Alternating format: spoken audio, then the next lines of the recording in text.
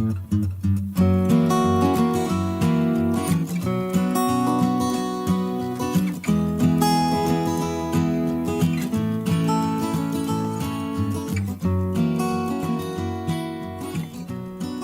welcome to the Work in Progress podcast.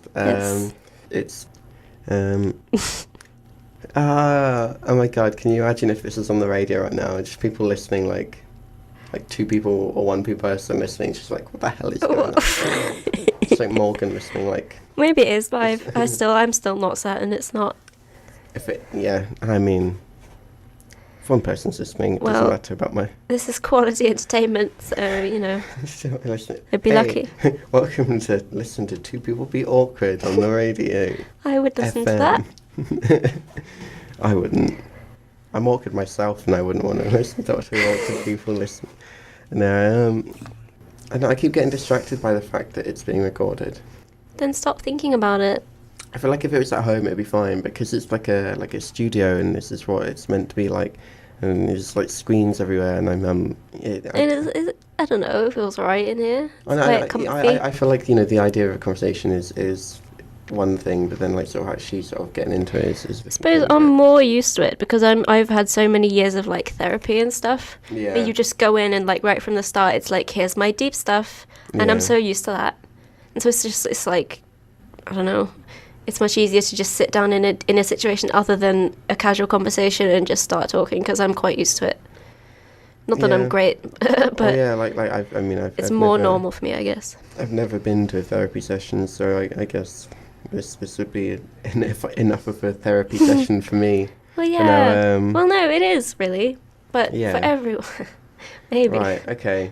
You know what? Let's get into it. Right. Intro, we'll ignore the intro. We could do the intro later, like, it's fine, whatever. But why are we doing this?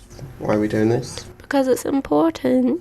Exactly. Because not enough people talk about mental health, and everyone seems to have a problem of some sort, not in a mean way, but like around us, it's students, people just hide their problems through alcohol and all that, and then never really talk about it in the light of day. But we kind of all know it's happening, and we all accept it as normal, but never really do anything about it.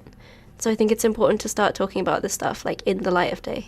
Exactly. There's this stigma around mental health, especially around students as well, and it's, well, I mean, I guess we're here to sort of talk about the stuff that us students don't necessarily want to talk about, and get that onto the open, because it should be talked about. Yeah. And in case you hadn't noticed already, it's not like we're better than anyone or have a clue what we're doing in any sense. We are not therapists. Someone's got to start somewhere, and I feel like you might as well.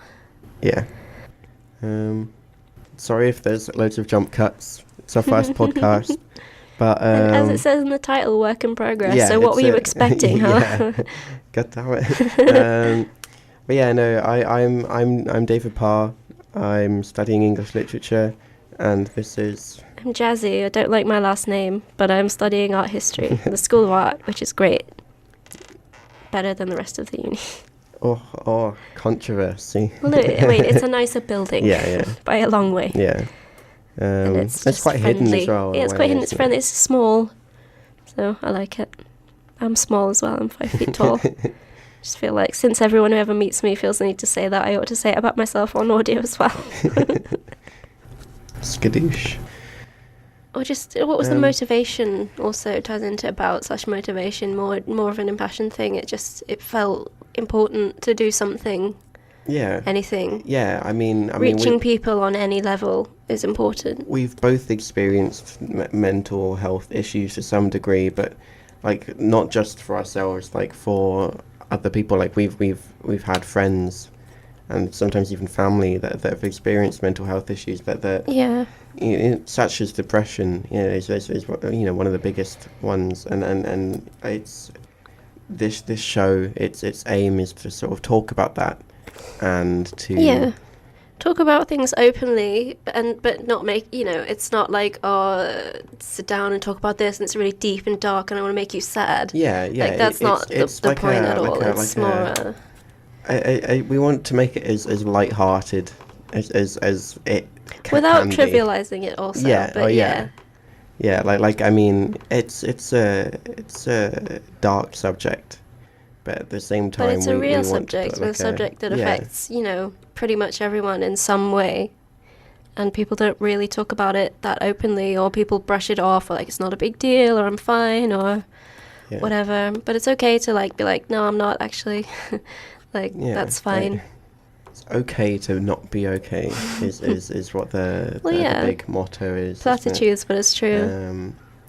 You know, between Mind Charity and Student Minds, like we want to sort of help students, but not Yeah. even just students. You know, like we want to help everyone with mental Yeah. health Students as a issues from- start, because it's what we are, Yeah. and it's relevant, and it we can do it right now.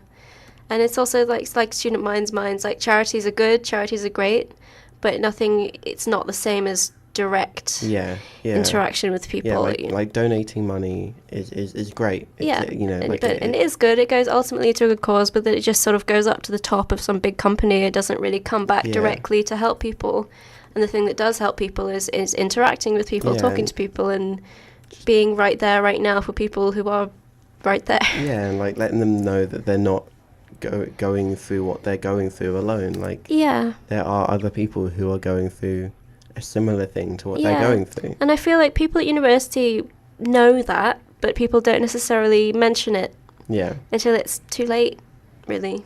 Yeah. Well, yeah. I mean, unfortunately there have been a few suicides at Aberystwyth University, and that there have it happens at a lot of universities because students these days are under a lot of pressure. What with debt and this sort of pressure that's put on them to succeed. Yeah. And it just becomes too much for a lot of people, and obviously a lot of people deal with that in different ways, but for some it can become too much. Yeah. Yeah, especially the state this country's system is in. As if people will say, oh, get help. So you get help, you go to your GP, you have to wait like months before anyone can do anything, and that's not good enough. Yeah, like to sort of be there like and needing this sort of help like pretty much instantly, and being put on a waiting list. Yeah. For months, possibly even years. Like it's ridiculous, but yeah. It's a thing, and again, like we're not here to like obviously this is not a replacement or anything like that for professional help, but it's a start. It's something, because it's so crap the situation at the moment. There's just nowhere near enough resources available. Yeah. Like even now, I've been on the waiting list for my neurology appointment for 3 years. And the initial waiting time was like a few months, maybe a few weeks. 3 years now. Yeah, and that's after a lot of other stuff. And it's just great. It's really fun. There's no money in anything to help people until it's too late. You get help if you go and it's like it's too late, but that's not good. It's more important to sort of prevent things or stop things early, and still people feel like they have to get to some kind of really desperate state before you can do anything. That's not good enough. Yeah, there's like a discussion and just boom. Yeah. It's gone. But while you're thinking, I'm going to talk about my motivation for doing this. My main motivation, well, essentially for podcasts, I like podcasts. I listen to them all the time. I find them very helpful. For mental health podcasts, there's one by comedian Sophie Hagen called Made of Human. She talks to a lot of different people about life and issues and how to be a human. The comedian Susan Kalman has one called Mrs. Brightside, which is about depression, but it's funny. And there's various podcasts, and I find them really helpful, but there isn't one just for students and one sort of more relevant to everyday people and feel that can actually do anything. And I don't know, I like the format. I find it's like friends talking to you. Yeah. And like you feel like you're like a sort of a part of the discussion. Yeah, and it's just something, I don't know, maybe I'm just getting old. I don't listen to music as much anymore. I just put podcasts on. Well, yeah, I mean, my motivation for this was a lot, like I've been through a few like sort of mental health issues myself, but it's never been anything sort of as serious as a lot of my friends have been through, and it's me experience like sort of going through the experience of my friends going through these like sort of experiences and sort of suicidal like sort of experiences. That is what essentially has made me sort of like, we need to raise awareness of this. We need to sort of talk about this kind of thing. Yeah. And part of my inspiration, I guess, is the H3 podcast. Like, while they do occasionally touch on some deep subjects, it's generally a more light-hearted podcast. Yeah. And Ethan and Ela, they're just, great people, and it does just become more of a conversation. Like, they have celebrities on their shows. Yeah. And they just talk to them like they're just friends with them. About wiping your butt. Yeah, they literally talk to them about how they wipe their bum. Like that to me is kind of like the sort of... I mean, maybe we don't want to talk about wiping each other's bums on here, but that's the kind of level we want to sort of get to. Is that explicit content? That's the kind of level we want to get to. The sort of like... Wiping butts, the level we want to get to. That's the kind of just friendly discussion that we want to get to. Like, we want everyone to sort of feel like they can just talk like about anything. Friendly, serious, open, butts. and non-judgmental. Yeah. Like, if you want to talk about wiping your butt, sure. but sure, sure. Go ahead. I'm down for talking about wiping butts. So. Maybe not today. Maybe not today on the intro one. Yeah. No, I think it's good. So, I don't know, for me, I have been through a lot of mental health issues and other issues, like, for a very, very long time. I've been in the system since I was about 13, which is half my life now. And also my mum works, or she's worked in mental health for a long time, so I know a lot about it, as well as being in it, like, see it from both sides. And I feel like, as well as being in it, I also have knowledge of it. That I don't know, it just could be something. I feel like I've collected enough not useless, but enough bits of information and platitudes and worksheets and stuff that are useful to something. Like, for me, like, another motivation for me, I guess, would be my mum. Like, I guess we can go into it deeper on another time, but my mum suffers with MS, and I guess, obviously that's a physical disability, but with that becomes some mental sort of challenges and things to overcome, and just watching your own mother go through that, it does affect you, and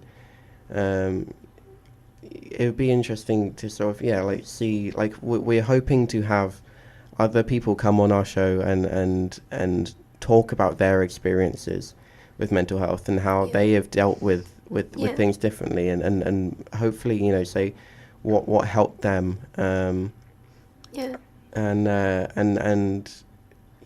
guess I'll at some point talk about what, how I've dealt with what happened to my mom. Like, I essentially, my...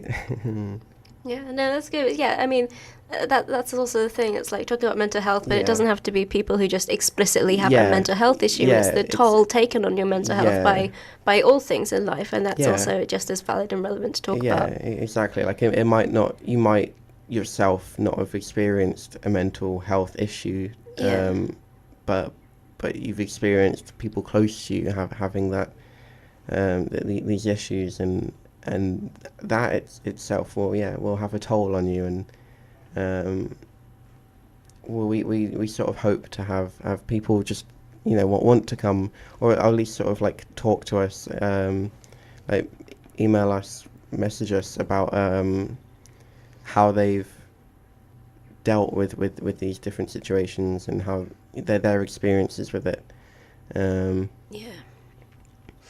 And also, like I said, because I've got sort of I've got contacts, if you will. I don't know. I feel, I've been offered by my therapist, who is amazing, who I see every week, and my mum and all her friends who have a lot of knowledge. You know, I can offer official knowledge from people in a way Yeah. of like things I've dealt with or things I've got information on, or I don't know. That sounds weird, but you know what I'm trying to. The mental health black market. I don't know. It just sounds like information, like I know everything, but I don't know. I've been offered help from Yeah. people who really know what they're doing Yeah. and would be willing to just Yeah. And, contribute in a meaningful way. Yeah. Oh, well, yeah, and hopefully we can get them on this Yeah. show. Like, Imagine if my mum was there. That'd be very funny. that, She'd love it though. My mum talks all the time though. that's good. That's good. Yeah, but then we would literally get nowhere. So. At least there wouldn't be any awkward silences in our show. And It doesn't matter. yeah, no. So there's a thing, say another big motivation for me to start a podcast explicitly was because, well, one thing about me as well, when I was a child, I suffered with something called selective mutism, which means that for some reason, anxiety, I guess, all through my school years, well, no, not all through, maybe from the end of primary school through secondary school, I just didn't speak. When I was at school, I just didn't speak at all, and I don't really know why or understand why. But now I can, and that's really cool. Also kind of weird. But then I also was diagnosed with narcolepsy a couple of years ago. So I'm still waiting for my neurology official appointment. But then I found on Instagram a focus group about narcolepsy.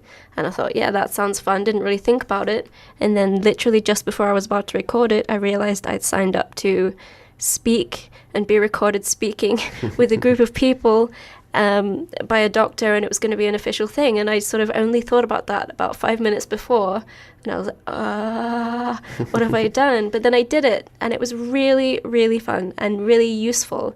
And there were 4 other people, and we honestly, all of us got really emotional. We now all follow each other on social media, and just that was such a positive experience, and that's kind of what I want this to be. Well, yeah. Because I was absolutely amazed by how powerful that was, just to talk to other people who fully understood what you were saying and who said things and you were like, yeah, wow. And because I've never met anyone with narcolepsy before.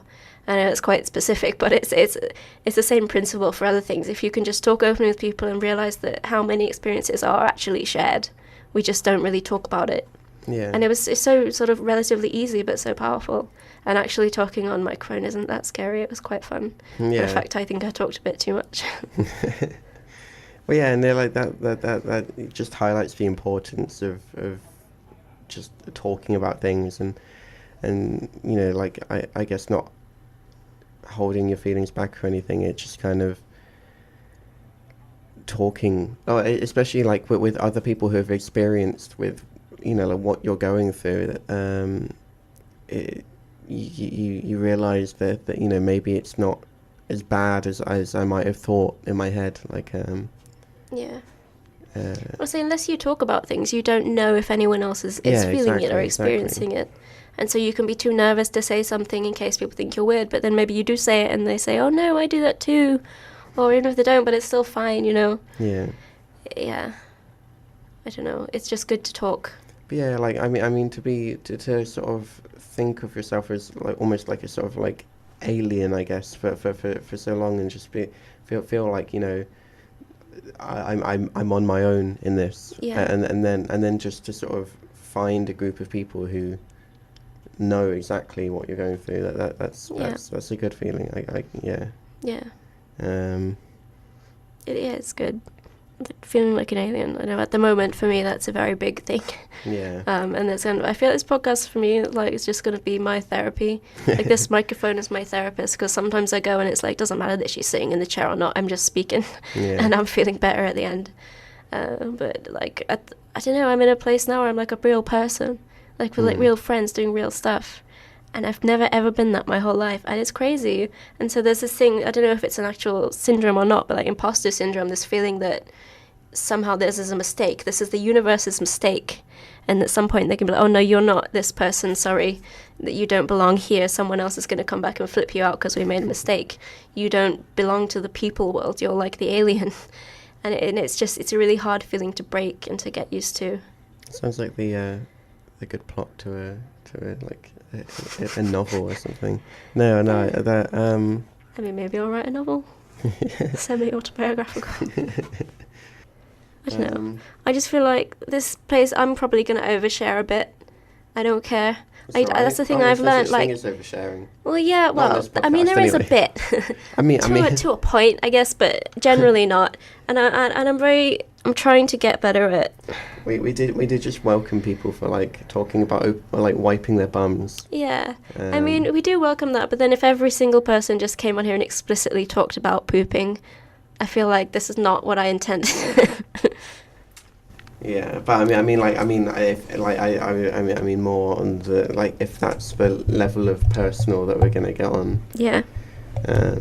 I guess that's kind of good. Like if people feel comfortable talking about wiping their arse, then they're gonna feel relatively comfortable talking about their mental health. I feel. Yeah. Well, I don't know. To kind of segue onto the other thing that we both wrote down very big is sort of that you meet a lot of people as a student. You meet a lot of people. You talk to them, and we're always drunk.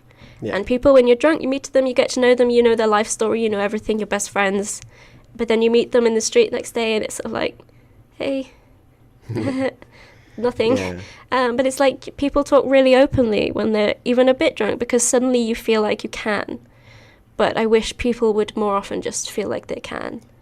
Because what you discover is that actually people aren't really judging each other, especially girls. Is something I've become so much more confident in myself since coming here because you realize when you're looking across at some other girl, you think, oh, she's so cool and pretty, I don't want to approach her. And then you meet them drunk and they say the same thing to you. And it's like everyone's just thinking everyone else is so cool, but they're too nervous to say it. Yeah. So let's just say it, like, just be, yeah, maybe not like right off the bat before you even say hello, like, wow, you're so cool.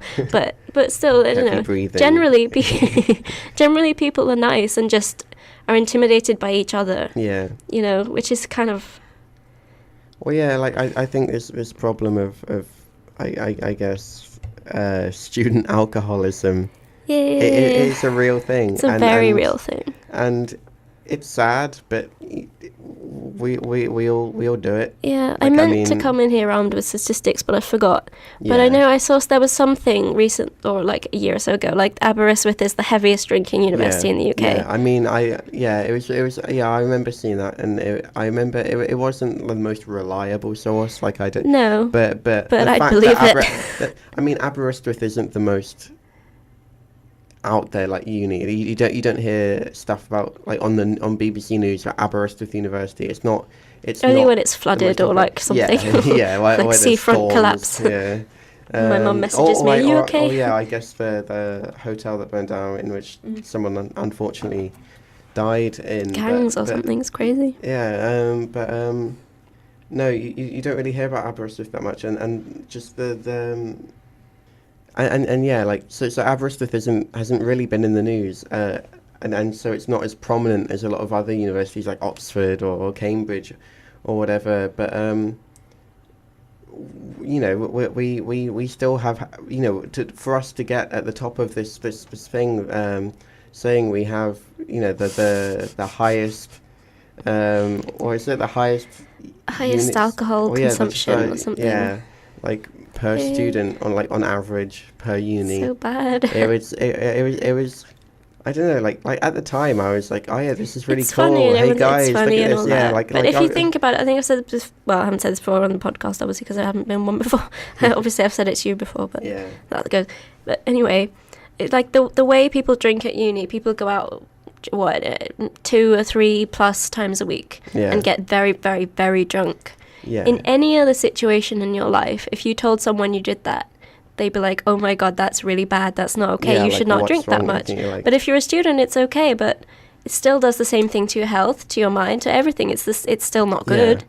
And I'm not saying I'm better. I'm not saying I don't necessarily do that sometimes, but it's not good. And we need to recognize it's not good. So normalizing it, I reckon, honestly, a lot of people when they graduate are going to end up with alcohol problems because they get so used to this lifestyle. Yeah. And then what do you do when there's not events to go to every day? Yeah. And you actually have to wake up and not get drunk. You have to face the day.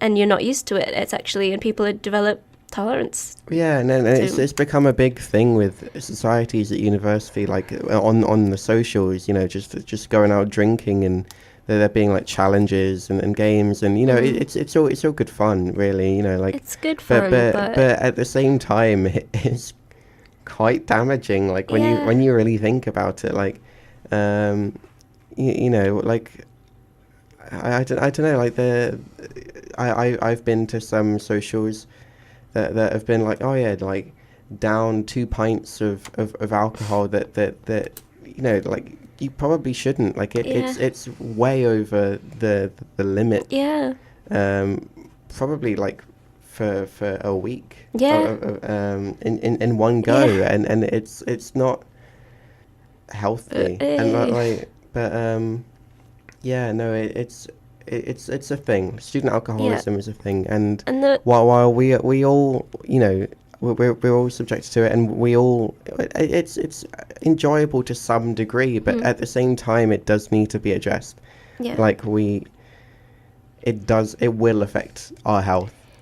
Yeah, Um, and the reasons behind it needs to be thought about more because a lot of people, I mean, like, you know, we all know, and we especially know people who don't necessarily deal with their emotions in the daytime, and so they yeah, get drunk to just to deal with. People aren't just getting drunk to have fun. yeah, I would probably go as far as to say probably the majority yeah, drink to not feel, to deal with things. yeah, And then so when people get drunk, the emotions come out. People always end up crying or hurting themselves or being ill, and that's just normal. And then people don't talk about it again the next day. yeah. But people are struggling so much, and the only way they can deal with it is to drink. And you can write it off and join in with this whole culture of it's just fun. I'm being fun. Look at me, I'm so fun. But it's a way of dealing with things that are really serious. Well, yeah, and alcohol has fueled. I mean, it's sort of exaggerated a lot Yeah. of the feelings that a lot of the people, my you know, friends, like that they have drunk a lot, and it's caused them their mental health issues to exaggerate themselves, essentially, Yeah. like to Well, that's what alcohol it's does. sort of, People yeah, sort of it's think of it, oh, I'll feel better if I drink. And in a way, you do, but alcohol really yeah, is just a but mood enhancer. So if you're feeling good, you'll have a good time. But if you're feeling bad or sad and you're trying to drink it away, the more you drink, the more intense that bad yeah, feeling will get. and you And the become more likely you impulsive. are, yeah, you're more likely you are to actually act on your harmful Yeah, impulses. yeah, And so even if the next day you think, oh, I didn't mean to do that or want to do that, it's still dangerous because you did do that. yeah, And and it's not, you know. yeah. And while I think Aberystwyth University, it has generally, I'd like to say it does have a better mental health sort of section than quite a few other universities. I don't It's know. still not the best. No. It might, you know, well be helping, trying to sort of improve, Well, the uni but is generally it's very accepting and friendly. That's what yeah, everyone yeah, says yeah. about coming That's here is that it's such a, and it is something really little magic about this little place that, like, I don't know, yeah, something about this community is very powerful and friendly in a lot of ways. yeah. Well, yeah. Intense, though. Well, I mean, Get caught in the bubble sometimes. yeah, Aberystwyth is one of those universities that, because it's in such a small Yeah, sort of it's local area, isolated. You get it's really like, in your head. yeah, well, yeah, it's like you know, you can't really walk to your lectures without seeing someone you know, and it's, I don't know, You it's can get how when things happen, sort of things that otherwise would be small dramatic issues or whatever that you could put out of your mind, because you can't get out of it here. You're always right in the center. You have to deal with it all the time. They become much bigger, and you can't get away from them.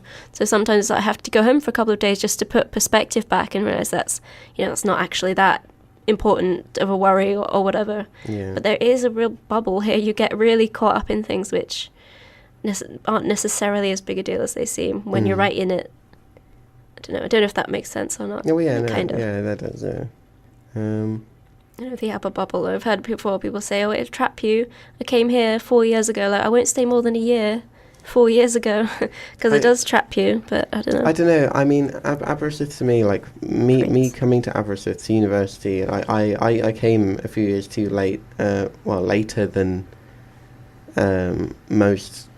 Well, You're not as you're late as supposed me. to. Yeah, yeah. But you know, I came a few years later than I was, you know, supposed to in the scheme of things. And I was worried about that. I thought I'm going to be older than everyone. I'm not gonna make friends. You know, like the one worry that I had coming to university was, um, the lack of friends. Like I thought, you know, I'm gonna be making friends with a lot of younger people that I won't relate to. But I guess I got lucky with my flat. Like my Yeah, flat you did. have become like a family to me. And I know that doesn't happen to a lot of people. I hope they're listening. They Um, will listen to this yeah, because they're all really but great, and yeah, no, I love the fact that you got with them. yeah, no, they are honestly a family to me. And while we're all relatively different people, we all support each other. And we've all gone through different things, and we've all helped each other through those different things, and that I think is great. And if we can do that as like an entire community, like as just like just not just Aberystwyth, like even just sort of all students, like across the UK or across the world, like that would be amazing. Like just to sort of have this sort of ability to rely on each other, and like sort of understand that we're just because on the outside we're smiling, on the inside it might not be the It's a same. black and white quote. Yeah, yeah, quote. Yeah, But yeah, that's true. no, yeah, Yeah, I know. Well, being a student, it's a unique thing, but it's also a unifying thing because it's a very specific experience. When you're a student and you move away from home, especially if you move away from home, you're in the, no matter your age or anything, really, you're in the same boat as everyone else because you're all doing exactly the same thing. So in a way, it's great because you don't like.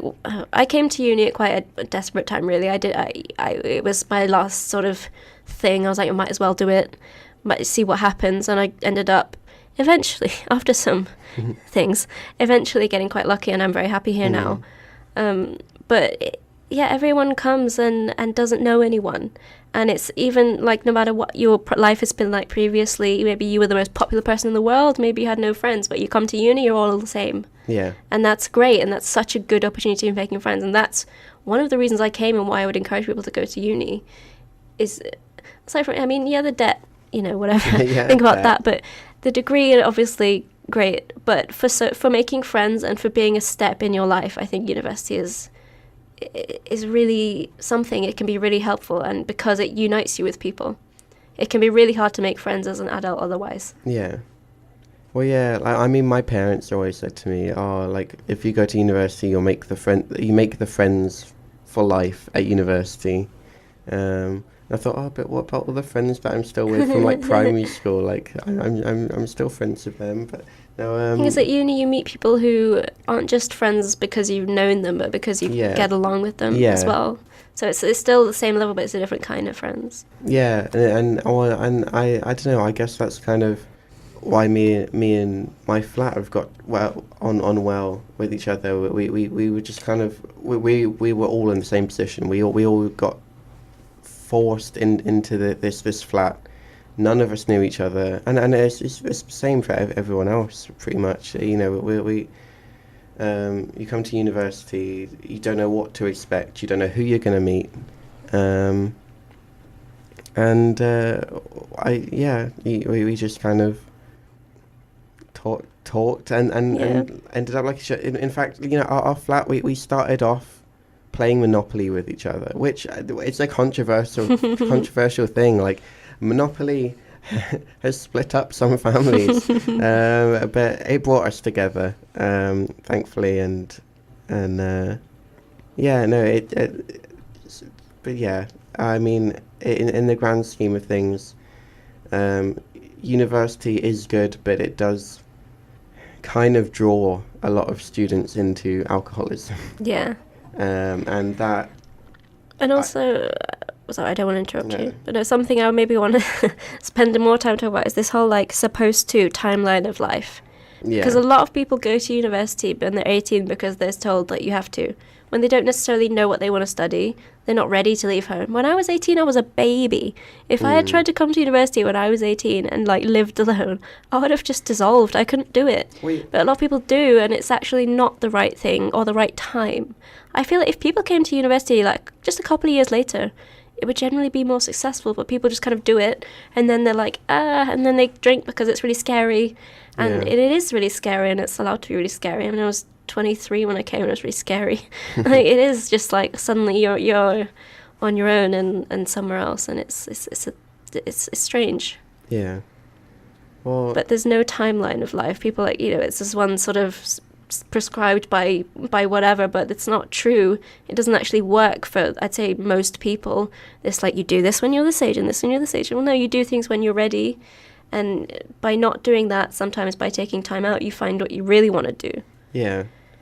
Well, I mean, I guess me, for an example, I spent 2 extra years at college, because my first 2 years I went through a lot of like mental things, and the subjects that I had chose for the most part, I didn't really want to do, except I realised that halfway through, but English literature was one of the subjects I chose at college, and that was the only one that I succeeded in loads. Like I did really good in that, and that was kind of like the point where I was just kind of like, oh, maybe I actually kind of like this then, and so I explored it more, and I found out I actually loved it, and that's why I've come to university now, to study it, and in my 2 extra years at college, I didn't actually study English because I'd finished it in my first 2 years for my second two, and but I needed more UCAS points to get into university. Annoying. Yeah, I needed more UCAS points to get into university, and I was at that point I was just sort of doing things to earn the UCAS points, which I think is just ridiculous in itself. Like There's so many systems in place, and people's lives don't fit into systems like that. As much as I sound like fight the, and people will rise up and take over. But it doesn't. People's lives don't fit in neatly like that, and then people feel bad because they don't fit in like that. It's like, well, no one does. But you're kind of made to feel like you ought to, but you're not. Yeah, and I think parents do play a big part in it. Like I mean, some people have incredibly supportive parents and what they want to do. Others not so much. But it's, I don't know. It's one of those things. It's just kind of. I personally, I just kind of pushed myself. I was like, if I don't go to university, what else am I going to do? Is what I thought. I mean, obviously there are many other options and all that, but at the time I was in sort of such a state that I was just kind of thinking I have to get to university. So I worked my arse off and got to university, and here I am. Good. I'm glad you are. I'm glad I came to. Yeah, it that's the thing. Even though like I during the time my time at college, I felt sort of awful for spending 2 extra years at college, because I was like, I'm hanging out with kids that are younger than me, and I did make friends, obviously, but like I sort of didn't feel like I related to them as much as I could have done. But then I just got through it, and the thing that got me through it was I'll get to university and I'll meet people that will be like me, and thankfully I did. You did. Thankfully I did. Yeah. And I think for the most part most people will, like, but you've got to sort of push for it, like, you can't. The thing with university is like, some people say they come to university and they're so lonely they never, and I find that kind of, for me, just because I guess my first flat was quite outgoing, and I think yours, where you get pushed into it, it's like, how can you not make friends at university? But then I feel like if you don't take that initial plunge after the first few weeks, it does become quite hard and it can become quite isolated. But you discover when you do the first time I went to a social, I came here, I live like hundreds of miles away, didn't know anyone, had literally nothing at home, nothing here, nothing going on in my life at all. And so I was just like, might as well go to uni, realised I can, let's do it. And then I was terrified the first time I went to a social, but I was like, I have nothing to lose and I want to do this, so I'm going to do this. And I just pushed myself into it. And then I met people, and then it kept going. And then from there you end up finding your place in time.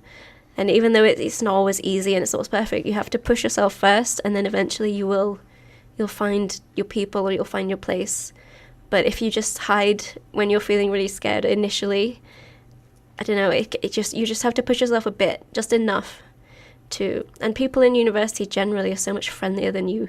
Like, it's not like school at all. People are really nice for the most part. Yeah, like I mean, like I have a friend. I'm not gonna name drop him, bless him. But he came to university a year before me. He's the same age as me though. But he came to university a year before me, and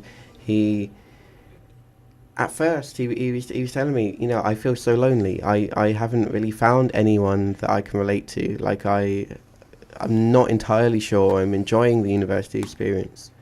But then he said to himself, look, I'm going to join something. I'm going to do something that I wouldn't usually be comfortable with. And he joined a society that he found interesting, and talked to a bunch of people, and became and now he's great friends with them. And now he's, you know, like on the committee of that society, and he's high up, and he's made loads of friends from it, and it's good. Like all it does, like for me as well. Like when I came to university, I thought I was incredibly shy.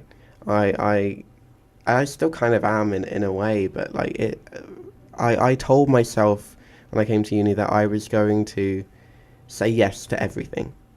Everything. Yeah, I did think to myself, Careful. well, when I say everything, but I said I joined Beer Pong Society, which to me was like a spontaneous decision. I was just kind of like, you know what, I'm going to join this, see what happens.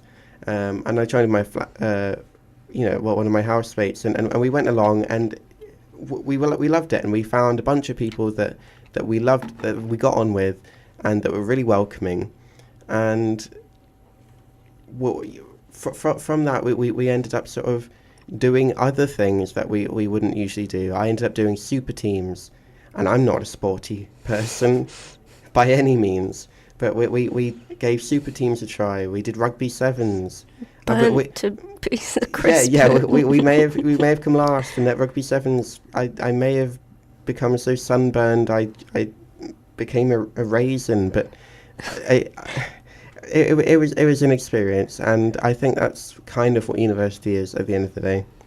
An experience where you meet new people, and you sort of have to push yourself to meet new people, but there's more opportunities possibly than any other time, and so you just have to take them. Like in any other situation, you know, there's events on every night at university. If you're not at university, there's not. And so even if you're maybe not, just go to as much as you can, just because you can, you know. Yeah. I mean, obviously I'm saying don't push yourself. Obviously, if you're ill or whatever, don't do that. And obviously, but like, if you know, financily, like, if you can't as well. But I mean... or just be like me and just overdraft, credit card. Overdraft. They're a blessing and a curse. It doesn't matter. But the thing about joining society is going out in university, pushing yourself, is that I still, even though I came here older because of the way, you know, I guess I'll talk about it more later on in podcasts. I've had a lot of issues with things. I've had a lot of time out, and I've always just felt like an alien. I have depression, I have chronic anxiety, I have OCD. But I'm also cool. Not just the worst person as that makes me sound, but a cool kid. But I just still had this kind of school mentality of like, it's really hard and people are scary and you have to prove yourself. But you come to university and you realize that actually people aren't really like that anymore. People are really nice, really accepting, and you have to just believe in yourself. Because, I don't know, it's a lot easier than you think, and people are so much nicer than I ever thought they would be. And I don't feel weird, and it still amazes me every day. Yeah, no, I mean... You know, you put yourself out there and people actually will accept you. Maybe not the first people you meet, but some people will, and the thing about university is it's everyone. And it just, you just have to have the confidence to know that people will like you. Yeah, like, I mean, there will always be people that you won't get on with. Yeah, and there are people who are different to you, but I feel like when I was at school, I couldn't really make the connection between people who were different to me and just me being weird, like me being wrong. Whereas like, just no, we're just different people, Yeah. better, good in our own ways. And I suppose when I was younger, I just felt like there was only one group of acceptable people because you're in a small place at school. But it's not like that. Whatever you like, Yeah. you're good. I mean, unless you're like a murderer or something. Don't murder. but It's you know, bad. stop it. No, you're fine, really. And it's so much nicer and more accepting than you would think. Right. So drawing it to an end, I ending it. guess, because so there hasn't been that much content, and I hate the word content. Like, the internet's ruined the word content for me, because everything anyone does is content. It's like, no, it's my life. It's not content. It's like, shut up. But Yeah. anyway, that's probably enough. It's sort of a vague introduction. I feel like we've come across as okay people, Yeah. and we want to open a dialogue, talk to people, get Yeah. people to interact and everything. Yeah. Thank you for listening to us babble. Yeah. For however long it has been. Yeah. I feel like we've been going on for a while, but no, like That's what podcasts are like. I love it. Yeah, I'd like to, it's just play it in my room. Feels like I have friends. yeah, So, it's a discussion. yeah. That's what we're going for. So Yeah.